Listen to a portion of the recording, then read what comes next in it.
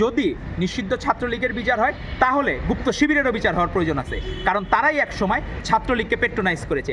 ছাত্রলীগ তো নিষিদ্ধ ছাত্রী একদিনে খারাপ হয় নাই, আপনারা নিজেরাই গোপনে গোপনে গোলাম রাব্বানিকে মেইনটেইন করতেন। গোলাম রাব্বানি তো স্ক্রিনশট প্রকাশ করছে, তো আপনারা নিজেরাই গোলাম রাব্বানিকে মেইনটেইন করতেন, ছাত্রলীগকে মেইনটেইন করতেন, হলে মাগনা খাইতেন, ফ্রি খাইতেন, আনন্দ ফুর্তি করতেন। তাহলে বিচার যদি ছাত্রলীগের হয় এই গুপ্ত শিবিরেরও বিচার হইতে হবে।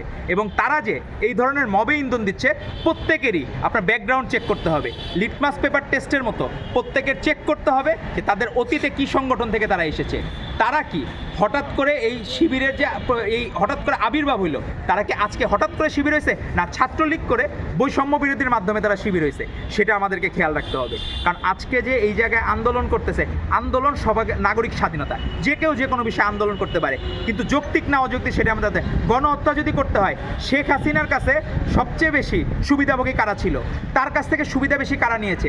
আপনি দেখবেন যে প্রত্যেকে যারা হলে ছিল তখন বিপরীত মতের ছাত্রদলের নেতৃবৃন্দ এবং সাধারণ অনেক শিক্ষার্থী যারা ন্যায়ের পক্ষে ছিল তারা কিন্তু সে সময় হলে থাকতে পারে নাই। হোস্টেলে যারা ছিল প্রত্যেকেই কোনো না কোনোভাবে লীগের দ্বারা সুবিধাভোগী।